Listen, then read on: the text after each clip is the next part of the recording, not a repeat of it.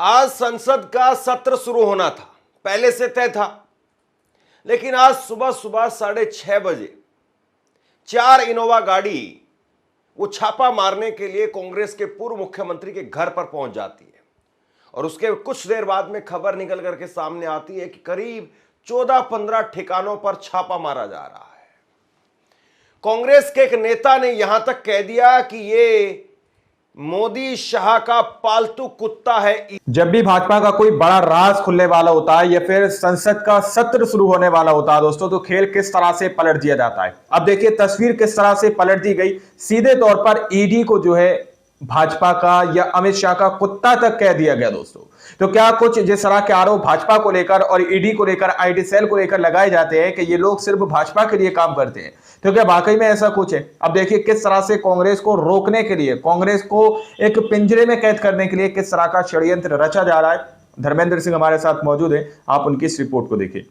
आज संसद का सत्र शुरू होना था, पहले से तय था, लेकिन आज सुबह सुबह 6:30 बजे 4 इनोवा गाड़ी वो छापा मारने के लिए कांग्रेस के पूर्व मुख्यमंत्री के घर पर पहुंच जाती है और उसके कुछ देर बाद में खबर निकल करके सामने आती है कि करीब 14-15 ठिकानों पर छापा मारा। बताइए, कांग्रेस के एक नेता ने यहां तक कह दिया कि ये मोदी शाह का पालतू कुत्ता है। बताइए, जबरदस्त तरीके से कांग्रेस की तरफ से प्रतिक्रिया निकल करके सामने आई और संसद का जब सत्र की शुरुआत हुई तो उसके बाद में राहुल गांधी उठे और राहुल गांधी ने कहा कि पूरे देश में वोटर लिस्ट को लेकर के बहुत गंभीर सवाल है, सरकार इस पर चर्चा से भाग क्यों रही है। तो कुल मिलाकर के संसद के बाहर और संसद के अंदर दोनों जगह पर सरकार जबरदस्त पलटवार करने की कोशिश कर रही है, लेकिन सरकार इस वक्त में फंसी हुई नजर आ रही है। राहुल गांधी ने जो कुछ कहा और उस पर कैसे मोदी शाह फंसते हुए नजर आ रहे हैं, मैं कुछ देर बाद में आपको बताता हूं, लेकिन उससे पहले जरा ये तस्वीरें देखिए। ये तस्वीरें निकल करके सामने आई कांग्रेस के पूर्व नेता, पूर्व मुख्यमंत्री, छत्तीसगढ़ के मुख्यमंत्री भूपेश बघेल, उनके घर पर ईडी के छापे वो डाले गए। आप गाड़ियां देख रहे हैं, सुबह सुबह की तस्वीरें हैं ये, और बताया जा रहा है कि भूपेश बघेल को जैसे ही पंजाब का प्रभारी बनाया गया उसके बाद में सरकारी एजेंसियां एक्टिव हो गई। ये कांग्रेस की तरफ से जो आरोप लगाया गया। कांग्रेस ये भी कह रही है कि संसद में सत्र की शुरुआत होनी थी, हम कई सारे मुद्दों पर चर्चा चाहते हैं, हम सरकार से जवाब चाहते हैं, हम चाहते हैं कि ईडी, सीबीआई और उसके साथ साथ डोनाल्ड ट्रंप, शेयर बाजार, इन सब मुद्दों को लेकर के, टैरिफ को लेकर के सरकार जवाब दे। लेकिन सरकार ने हेडलाइन बदलने के लिए ये सारा खेल खेला है। कांग्रेस के नेता पवन खेड़ा वो सामने आए और कांग्रेस के नेता पवन खेड़ा उन्होंने ट्वीट करके कहा कि आज जब संसद का सत्र शुरू हो रहा है, चारों तरफ से घिरी हुई भाजपा ने हेडलाइन बदलने के लिए देश का ध्यान टैरिफ, गिरती हुई अर्थव्यवस्था, वोटर लिस्ट फ्रॉड आदि से भटकाने के लिए आज सुबह से ही कांग्रेस के वरिष्ठ नेता भूपेश बघेल जी के घर पर ईडी द्वारा रेड करवा दी। भाजपा को समझ लेना चाहिए कि वह ना कांग्रेस को रोक पाएगी, ना हमारे किसी नेता को, ना डरे हैं ना डरेंगे।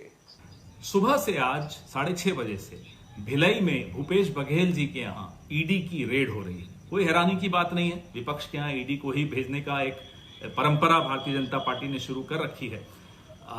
यह रेड किस केस में है किसी को नहीं मालूम, क्यों हो रही है नहीं मालूम। आज से कुछ दिनों पहले कोर्ट ने सीबीआई का एक केस जो बघेल साहब के खिलाफ था उसको खारिज कर दिया था। कोई केस बघेल साहब के खिलाफ अभी नहीं है, लेकिन फिर भी आज ईडी की रेड उनके यहाँ हो किस तरह से ईडी का उपयोग किया जा रहा है। बीजेपी को जो चारों तरफ से घिरी हुई है, उन्हें एक डिस्ट्रैक्शन चाहिए, ध्यान हटाना है, हेडलाइंस बदलनी है। ये उसी का एक षड्यंत्र बिल्कुल संभव है। यह भी हो सकता है कि क्योंकि भूपेश बघेल जी अब पंजाब में अपनी राजनीतिक गतिविधियां शुरू कर रहे हैं, प्रभारी बने हैं, तो उनको वहां डिस्टर्ब करने की कोशिश की जा रही हो। जो भी हो, भारतीय जनता पार्टी का एक अंग बनकर आज ईडी जिस तरह की काम कर रही है, ये भूला नहीं जाएगा, हम भी याद रखेंगे। तो ये तस्वीरें निकल करके सामने आ रही हैं और उसके बाद में कांग्रेस की तरफ से प्रतिक्रियाएं भी आ रही है। इसमें भूपेश बघेल के ऑफिस की तरफ से भी एक संदेश जारी किया गया है, वो भी आपको बताता हूं। लेकिन उससे पहले आप देखिए, मणिकम टैगोर कांग्रेस के सांसद हैं, तमिलनाडु से आते हैं। इन्होंने ईडी सीबीआई को लेकर के मोदी शाह पर जोरदार हमला बोला। कांग्रेस सांसद ने कहा कि हम सभी जानते हैं कि ईडी पीएम नरेंद्र मोदी और केंद्रीय गृह मंत्री अमित शाह का पालतू कुत्ता बन गया है, वे इस कुत्ते को जहां चाहे भेज सकते हैं। उन्होंने कहा कि भूपेश बघेल कांग्रेस के एक मजबूत नेता है, कांग्रेस पार्टी और छत्तीसगढ़ की जनता उनके साथ में खड़ी है। तो देखिए, कांग्रेस में जबरदस्त तरीके से यहां पर पलटवार होता हुआ दिखाई दे रहा है, और शायद इस बात की उम्मीद, इस बात का अंदाजा नहीं होगा सरकार को भी कि क्या इस तरीके से पलटवार आएगा। संभवतः पहली बार है कि किसी ने इतने कठोर शब्दों में यहां पर ईडी को मोदी शाह का पालतू कुत्ता बताया है। तोता बताने वाली बात और वो सब बातें तो बहुत पहले हो चुकी हैं। खैर, अब देखिए, कांग्रेस नेता राहुल गांधी जब वो संसद में पहुंचे तो राहुल गांधी ने कहा कि पूरे देश में वोटर लिस्ट को लेकर के गंभीर सवाल खड़े हो रहे हैं, और महाराष्ट्र में बिल्कुल ब्लैक एंड व्हाइट सवाल सबके सामने है। सरकार वो वोटर लिस्ट नहीं बनाती है, लेकिन सरकार वोटर लिस्ट पर चर्चा से क्यों भाग रही है? हम चाहते हैं कि वोटर लिस्ट पर चर्चा हो, और वोटर लिस्ट कैसे बढ़ी, वोटर कैसे बढ़े, इस बात पर चर्चा, इस पे चर्चा होनी चाहिए खुलकर। किस तरह से बंगाल के अंदर खेल पूरी तरह से पर्दाफाश हुआ दोस्तों, वोटर को लेकर, एपीआईसी नंबर को लेकर जो बड़ा खुलासा हुआ, इस पर भी हमने चर्चा की है। पहले आप लोग इस रिपोर्ट को देखिए, एक बार जरा सुनिए राहुल गांधी क्या कह रहे हैं। बिकॉज आपने सही बात बोली कि वोटर लिस्ट क्या सरकार बनाती है। मैंने नहीं बोला, नहीं, आपने बोला क्या, और आपने सही बोला कि सरकार वोटर लिस्ट नहीं बनाती है। मगर पूरे देश में वोटर लिस्ट पर सवाल उठ रहे हैं, हर स्टेट में, हर ऑपोजिशन के स्टेट में, और महाराष्ट्र में black and white voter list पे सवाल उठे हैं। तो पूरा ऑपोजिशन मिलकर सिर्फ ये बोलने दीजिए, पूरा ऑपोजिशन सिर्फ मिलकर ये कह रहा है कि वोटर लिस्ट पे यहां पे एक डिस्कशन हो जाए। ओके, आप बनाते नहीं हो, इसको हम एक्सेप्ट कर रहे हैं, आप डिस्कशन तो कीजिए। आनंद भदौरिया जी। राहुल गांधी ने फिर बाकायदा वोटर लिस्ट को लेकर किया। उन्होंने लिखा कि पूरा विपक्ष संसद में वोटर लिस्ट पर विस्तृत चर्चा की मांग कर रहा है। महाराष्ट्र की वोटर लिस्ट में गड़बड़ियों को लेकर के मेरी प्रेस कॉन्फ्रेंस को 1 महीने से अधिक का समय हो गया, मगर पारदर्शिता को लेकर के चुनाव आयोग से हमने जो मांग की थी वो अभी तक पूरी नहीं की गई। सवाल आज भी वैसे ही बने हुए हैं। अब वोटर लिस्ट में डुप्लीकेट नामों के नए सबूत सामने आए हैं, जिससे और भी नए और गंभीर सवाल खड़े हो रहे हैं। लोकतंत्र और संविधान के मूल्यों की रक्षा के लिए यह चर्चा बहुत जरूरी है। अब 2 बातें हैं यहां पर, चुनाव आयोग वो क्यों बच रहा है, सरकार क्यों बच रही है। चुनाव आयोग और सरकार वो एक ही पलड़े में क्यों नजर आ रहे हैं। सरकार तो बनाती नहीं है वोटर लिस्ट, तो वोटर लिस्ट बनाने का काम चुनाव आयोग का है। अगर कहीं कोई दिक्कत है, कहीं कोई सवाल है, कोई शंका है, तो चुनाव आयोग से जो है सवाल जवाब होने चाहिए, चुनाव आयोग उनका जवाब दे। लेकिन जब भी सवाल जवाब चुनाव आयोग से होते हैं तो उनका जवाब भाजपा की तरफ से क्यों दिया जाता है, भाजपा उसका जवाब क्यों देती है, चुनाव आयोग क्यों नहीं देता उसका जवाब, ये भी सवाल वाजिब है। गुस्से में भी नजर आए, उन्होंने कह दिया कि मैं आपको बाहर कर दूंगा। गुस्सा देखिए आप बोलते समय ध्यान रखना, रिकॉर्ड में नहीं है। अगर रिकॉर्ड में होता ना तो मैं सदन से आपको कार्रवाई कर कर सदन से बाहर निकलता। सुन लिए आज के बाद, और ऐसा ही करूंगा। सुन लिए, आप सीट पर आके रिकॉर्ड में बोलिए, मैं भी कार्रवाई करता हूं आपके खिलाफ। बोलो, सीट पे जाके रिकॉर्ड में बोलो, अभी कार्रवाई करता हूं। क्या संसद में वाकई सरकार चर्चा के लिए तैयार नहीं है? क्या वाकई प्रधानमंत्री नरेंद्र मोदी, गृह मंत्री अमित शाह जो सवाल विपक्ष की तरफ से पूछे जा रहे हैं, क्या उन पर जवाब नहीं देना चाहते हैं? सवाल इस बात का है कि संसद को बार बार स्थगित करके आखिरकार सरकार क्या संदेश दे रही है, और क्या ईडी सीबीआई से वाकई हेडलाइन मैनेजमेंट की जा रही है? कांग्रेस के पूर्व मुख्यमंत्री भूपेश बघेल, उन्होंने अपना बयान उनके ऑफिस की तरफ से जारी हुआ है, वो देखिए। 7 वर्षों से चले आ रहे झूठे केस को जब अदालत में बर्खास्त कर दिया गया, तो आज ईडी के मेहमानों ने पूर्व मुख्यमंत्री कांग्रेस महासचिव भूपेश बघेल को भिलाई निवास में आज सुबह प्रवेश किया। अगर इस षड्यंत्र से कोई पंजाब में कांग्रेस को रोकने का प्रयास कर रहा है तो वह गलतफहमी है। देखिए, भूपेश बघेल भी तेज तर्रार जो कांग्रेस के नेता माने जाते हैं और पंजाब का प्रभारी उनको बनाया गया है। कांग्रेस पंजाब में वापसी के लिए जोरदार तरीके से प्रयास कर रही है और दिल्ली में आम आदमी पार्टी की हार के बाद में वहां पर कांग्रेस को लगता है कि हम अपनी खोई हुई जमीन हासिल कर लेंगे और बीजेपी का वहां पर कोई खेल है नहीं। सीधे तौर पर जो मामला है वो इस वक्त में पंजाब में जो है वो कांग्रेस वर्सेस आम आदमी पार्टी के बीच में है।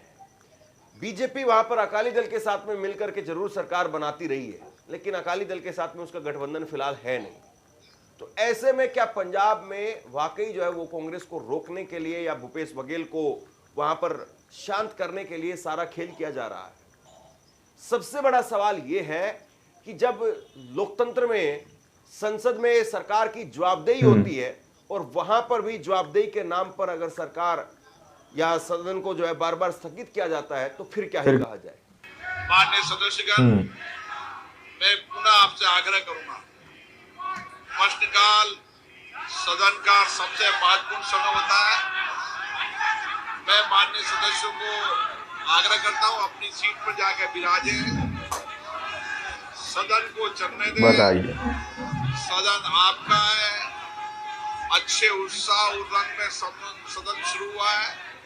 बताइए, अपनी अपनी सीट पर जाइए। कोई बात है तो आप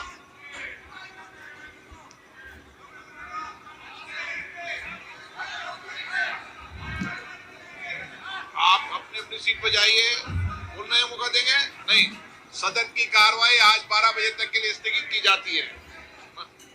इसी तरह से संसद की कार्रवाई पहले 12 बजे तक, फिर उसके बाद 2 बजे तक स्थगित की गई और ये पहला दिन है जब भी जो है कार्रवाई यहां पर स्थगित होती हुई दिखाई दे रही है। तो सबसे बड़ा सवाल ये है कि क्या सरकार संसद को चलाना ही नहीं चाहती है, क्योंकि सरकार की जिम्मेदारी है पहला दिन, 2 दिन, 3 दिन तो कम से कम संसद चले। और दूसरी बड़ी बात यह है कि पहले ये होता था कि हंगामा होता था, बहुत जो है वो शोर शराबा होता था, तब उसके बाद में स्पीकर वो आखिरकार उनके पास में कोई चारा नहीं रहता था और वो संसद को स्थगित करने का काम करते थे। लेकिन यहां पर तो जरा सी कुछ बात हुई और उसके बाद में आप नहीं जा रहे हैं सीट पर और संसद को स्थगित कर दिया गया। यही हो रहा है और पता नहीं पर्ची में कुछ आता है क्या, क्योंकि इस बार जब संसद को स्थगित किया गया 12 बजे के लिए तो कुछ वो उनके पास में पर्ची आती है, वो पढ़ने की वो उसको कोशिश करते हैं और उसके बाद में बोलते हैं वो, ओम बिरला साहब क्या आप सीट पर नहीं जा रहे हैं, आपका नाम ले दूं क्या मैं, और उसके बाद में संसद को स्थगित कर दिया गया।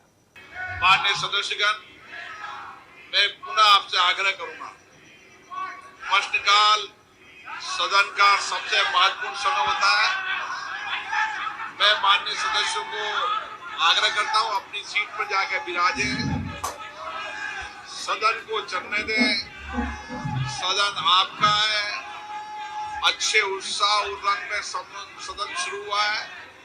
जाइए, अपनी अपनी सीट पर जाइए। कोई बात है तो आप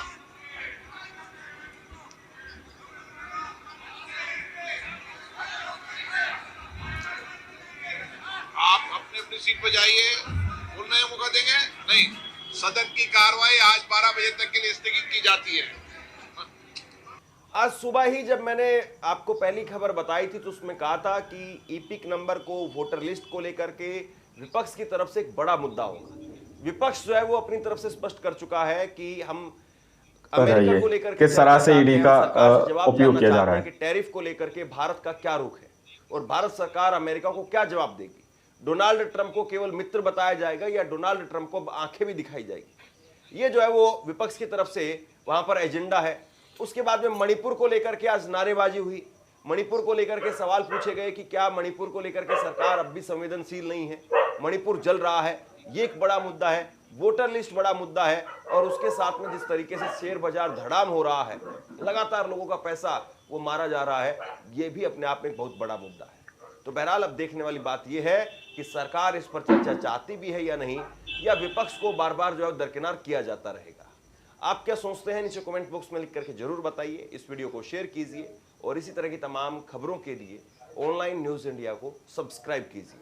आपका बहुत बहुत धन्यवाद। तो आप लोगों ने इस वीडियो को शुरू से आखिर तक देखा। वीडियो के अंदर साफ तौर पर बात की जा रही है कि किस तरह से यहां पर कांग्रेस के एक तेज तर्रार नेता के ऊपर ईडी के मेहमानों ने सीधे तौर पर धावा बोला। उन्होंने कार्रवाई शुरू कर दी, सर्च शुरू कर दिया। दोस्तों अब आप लोग समझ सकते हैं कि संसद का सत्र शुरू हुआ है। एक तरफ राहुल गांधी वोटर लिस्ट को लेकर सवाल खड़े कर रहे हैं, दूसरी ओर बंगाल के अंदर जिस तरह से ममता बनर्जी ने बहुत सारे ऐसे बड़े खुलासे किए हैं कि किस तरह से वोटर्स को बढ़ाया जाता है और किस तरह से वोटिंग परसेंटेज को बढ़ाया जाता है। वहां पर एपिक नंबर, ईपीआईसी नंबर, जो सीरियल नंबर होता है दोस्तों, जो कि वोटर कार्ड पर डला होता है, उसको वहां पर मिलाया गया और पकड़ा गया कि किस तरह से धांधली हो रही है। अब आप लोग समझ सकते हैं कि यहाँ पर जिस तरह से कांग्रेस के एक नेता के ऊपर ईडी ने यहाँ पर सीधे तौर पर कार्रवाई शुरू की है दोस्तों, ये अपने आप में काफी बड़े सवाल खड़े करता है कि अगर संसद का सत्र शुरू होते ही इस तरह की कार्रवाई शुरू की गई है। अब दावा और आरोप तो ये लगाए जा रहे हैं कि ये सब कुछ ईडी